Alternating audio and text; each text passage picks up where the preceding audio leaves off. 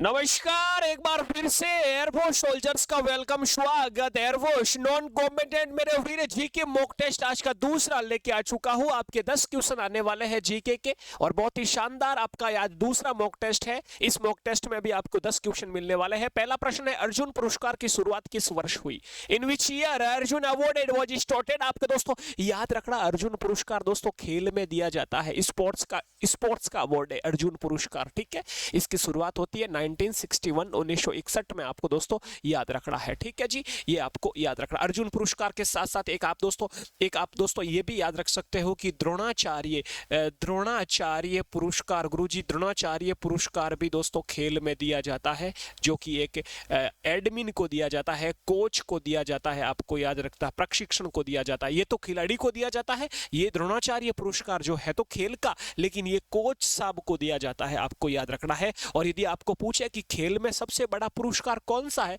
तो याद रखना मेजर ध्यानचंद खेल रत्न पुरस्कार हो जाएगा। मेजर ध्यानचंद खेल रत्न ये स्पोर्ट्स का सबसे बड़ा भारत का अवार्ड है। अगला प्रश्न आपके बीच, लोधी वंश का प्रथम शासक कौन था?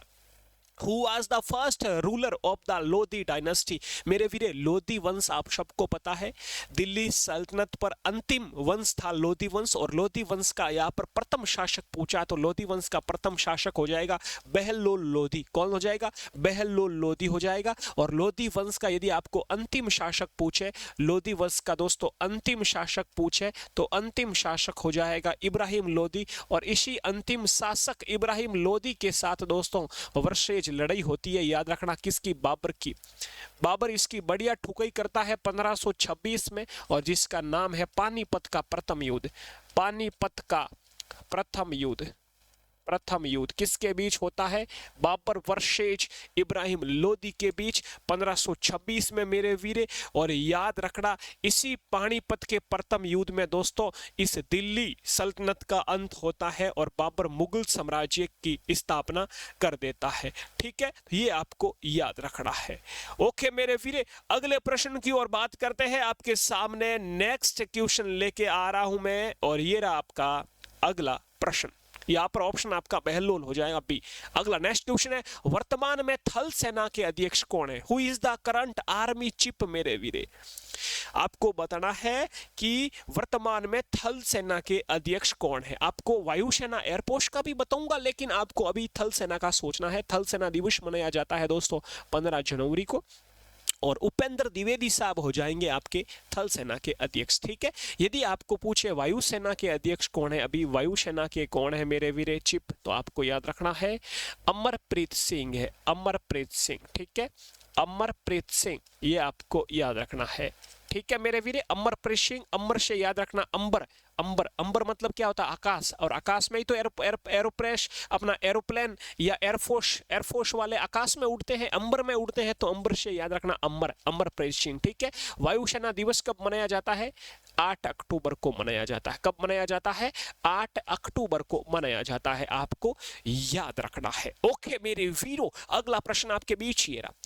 ऋग्वेदिक काल में गायत्री मंत्र, जो ऋग्वेद है ना, सबसे पुराना वेद कौन सा है? ऋग्वेद काल में गायत्री मंत्र का रचयिता कौन है, आपको बताना है। Who was the author of the Gayatri मंत्र इन द ऋग्वेदिक पीरियड? बताइए फिर, गायत्री मंत्र का उल्लेख कौन से वेद में मिलता है? ऋग्वेद में मिलता है। ये लो ऋग्वेद, और ऋग्वेद सबसे पुराना वेद है, आपको याद रखना है। सबसे पुराना वेद भी ऋग्वेद को माना जाता है। ठीक है, तो गायत्री मंत्र के रचयिता हो जाएंगे विश्वामित्र। ऑप्शन ए करेक्ट हो जाएगा। वाल्मीकि कौन थे? वाल्मीकि ने तो गुरुजी रामायण लिखा, आपको याद रखना है रामायण। और वेद व्यास ने गुरुजी महाभारत लिखा है, और गीता भी वेद व्यास ने ही लिखा है, पवित्र ग्रंथ गीता। ओके, अगला प्रश्न आपके बीच ये रहा। राष्ट्रीय खेल दिवस किस तिथि को मनाया जाता है? On which date is national sports day celebrated? दोस्तों राष्ट्रीय खेल दिवस कब मनाया जाता है? अच्छा प्रश्न है। नेशनल स्पोर्ट्स डे तो आपको याद रखना है 29 अगस्त को मनाया जाता है, और 29 अगस्त को एक जयंती आती है, मेजर ध्यानचंद की जयंती के रूप में मनाया जाता है। मेजर ध्यानचंद का बर्थडे, मेजर ध्यानचंद जयंती के रूप में ये मनाया जाता है। और मेजर ध्यानचंद आप सबको पता है हॉकी के खिलाड़ी थे। किसके खिलाड़ी थे? हॉकी के जादूगर, हॉकी के खिलाड़ी। और हॉकी अपना क्या है? राष्ट्रीय खेल है दोस्तों। क्या है? राष्ट्रीय खेल है। तो राष्ट्रीय खेल दिवस मनाया जाता है 29 अगस्त को। ओके, हॉकी में कितने खिलाड़ी होते हैं दोस्तों? 11 खिलाड़ी होते हैं, आपको याद रखना है हॉकी में। ठीक है, हॉकी की ट्रॉफियां वगैरह वो भी अपन कभी बात करेंगे, अभी आपको इतना ही याद रखना है 29 अगस्त राष्ट्रीय खेल दिवस। अगला प्रश्न पूछा है, निम्न में से कौन सी पुस्तक मुंशी प्रेमचंद द्वारा लिखी गई है? Which of the following books has been written by Munshi Premchand? दोस्तों अच्छा प्रश्न है, मुंशी प्रेमचंद द्वारा कौन सी पुस्तक लिखी गई है?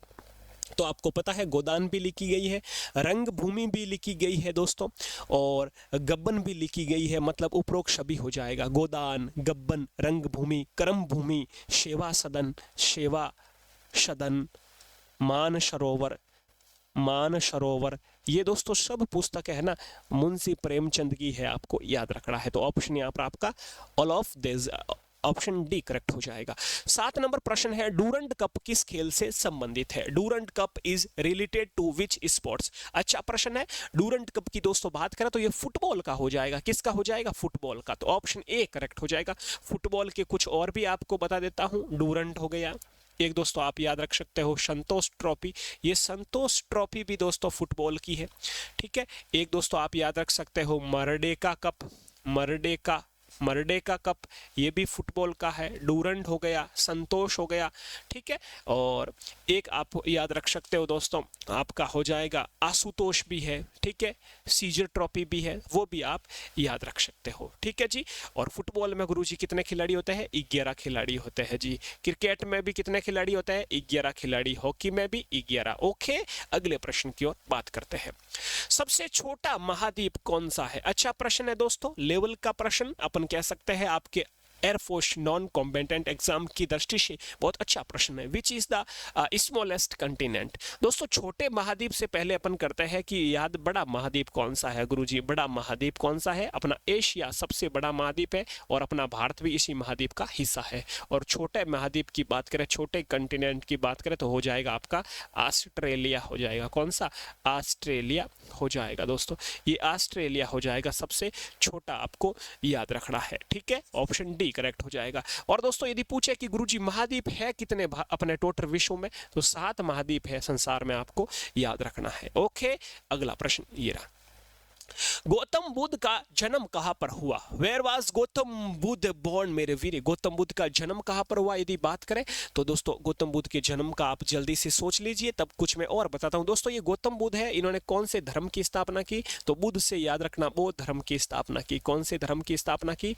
बौद्ध धर्म, बुद्धिज्म, बौद्ध धर्म की स्थापना इन्होंने की दोस्तों। गौतम बुद्ध का कई बार बचपन का नाम पूछा जाता है, तो गौतम बुद्ध के बचपन का नाम दोस्तों, इनका नाम था सिद्धार्थ। इनके पिता का नाम शुद्धोदन था, माता महामाया थी। ठीक है, बचपन का नाम सिद्धार्थ था। और दोस्तों गौतम बुद्ध का जन्म होता है लुम्बिनी में, आपको याद रखना, ऑप्शन बी करेक्ट हो जाएगा। लुम्बिनी नेपाल में पड़ता है, आपको याद रखना है। ठीक है, और कुशीनगर उत्तर प्रदेश में इनकी मृत्यु होती है, आपको ये भी याद रखना है। ठीक है, और इन्होंने पहला उपदेश, जो प्रथम उपदेश दिया, वो सारनाथ में दिया, प्रथम उपदेश दिया। दोस्तों एयरपोर्ट वालों यदि जीके पढ़ना चाहते हो, कोई भी अपना एयरपोर्ट का कोई XY ग्रुप जो भी आपका है, या फिर आपकी कोई भी सिविल सर्विस है, आपके एयरफोर्स की सिविल जॉब, जैसे भी कोई भी एग्जाम आपका, चाहे आर्मी एयरफोर्स हो, उसकी तैयारी आप जीके से मेरे से पढ़ना चाहते हो, तो आपका जीके का एयरफोर्स का कोर्स बनाया हुआ है, आप पढ़ सकते हो। ठीक है, ऐप पर, अपना ऐप है जीके सीरीज नाम से, वह डाउनलोड करके। श्रावस्ती में दोस्तों इन्होंने सर्वाधिक उपदेश दिए। क्या दिए? सर्वाधिक, सबसे ज्यादा सरमोन, सर्वाधिक उपदेश मतलब सरमोन। सर्वाधिक उपदेश कहां पर दिया? ये श्रावस्ती में दिया, आपको याद रखना है। ओके, तो यहाँ पर गौतम बुद्ध से रिलेटेड जो भी प्रश्न काफी बन सकते हैं, जैसे इनकी भाषा कौन सी थी, ये भी प्रश्न बन सकता है। तो इनकी भाषा कौन सी थी? पाली भाषा थी। इनको ज्ञान कौन से पेड़ के नीचे प्राप्त हुआ? तो ये आप कह सकते हो पीपल के पेड़ के नीचे इनको ज्ञान की प्राप्ति हुई। तो ये भी अच्छा प्रश्न है, पीपल का पेड़। अगला प्रश्न, ईरान की राजधानी निम्न में से क्या होती? बगदाद, ओमान, तेहरान या रियाद? ईरान, और पीछे वाला ये तेहरान है, तो ये ऑप्शन यहाँ पर आपका सी करेक्ट हो जाएगा। ठीक है जी, राजधानी से प्रश्न भी पूछा जाता है, तो आप आराम से याद रखना है, राजधानी, कैपिटल्स वगैरह, करेंसी वगैरह भी आपको पढ़ के जाना है। ठीक है, एक आपका बांग्लादेश है, बांग्लादेश की राजधानी आपको याद रखनी है बांग्लादेश, बांग्लादेश आपका पड़ोसी देश अपना भारत का, ठीक है। बांग्लादेश की राजधानी हो जाएगी ढाका हो जाएगी, क्या हो जाएगी, ढाका हो जाएगी, ठीक है। बांग्लादेश की करेंसी यदि पूछे तो क्या बताओगे, टक्का हो जाएगी, ठीक है, टक्का। एक दोस्तों जापान देश आता है और जापान की राजधानी क्या हो जाएगी, जापान की हो जाएगी टोक्यो हो जाएगी, जापान की राजधानी हो जाएगी टोक्यो हो जाएगी, ठीक है। इसी प्रकार एक फ्रांस देश आता है, फ्रांस, और फ्रांस की राजधानी क्या हो जाएगी, फ्रांस की गुरुजी हो जाएगी पेरिस हो जाएगी। तो ये आपको कैपिटल्स का आपको ऐप पर क्लास हो रखी है, देख सकते हो। बाकी आपके अभी एग्जाम है तो आप मॉक टेस्ट देख कर भी आप अच्छा स्कोर कर सकते हो, ठीक है। मैं 5 से 7 मॉक टेस्ट आपके इस एग्जाम के लेकर आने वाला हूँ। और आपको क्लास कैसी लगी जरूर बताइए दोस्तों। अच्छी लगी तो एक प्यारा सा लाइक करें और एक प्यारा सा कमेंट जय हिंद जरूर लिखें। आप किस राज्य किस स्टेट से ये क्लास देख रहे हो मुझे जरूर बताना। अपने दोस्तों के साथ ग्रुप में शेयर करें। अपना ऐप है जीके सीरीज नाम से, प्ले स्टोर से डाउनलोड कर लेना। आप टेलीग्राम पर भी अपना चैनल है जीके सीरीज से, और आपकी सुरेंद्र सर की Insta ID Surendra sir Jodhpur आप फॉलो कर सकते हो। आपके व्हाट्सअप नंबर दे रखे हैं, कोई भी आपका प्रॉब्लम हो आप व्हाट्सअप नंबर से जुड़ सकते हो। अपना ग्रुप बनाया हुआ है, ये आपका एयरपोस्ट वालों का अलग से व्हाट्सएप ग्रुप बनाया हुआ है, इसको स्कैन करके आप अपने एयरपोस्ट का ग्रुप जुड़ सकते हो, जहां पर आपको PDF वगैरह मिलेगी। या फिर इस नंबर पर आप SMS कर देना, मैं आपको ग्रुप में जोड़ दूंगा। आप लिख देना ग्रुप में, SMS में लिख देना एयरपोस्ट का स्टूडेंट हूं सर, एयरपोस्ट वाले ग्रुप में जोड़ो, ठीक है। 9413513647 यानी 94 135 136 47 इस पर SMS कर देना, या इसको स्कैन करके सीधा आप ग्रुप से जुड़ सकते हो। जय हिंद जय भारत। कल अपना तीसरा मॉक टेस्ट लेके आएंगे।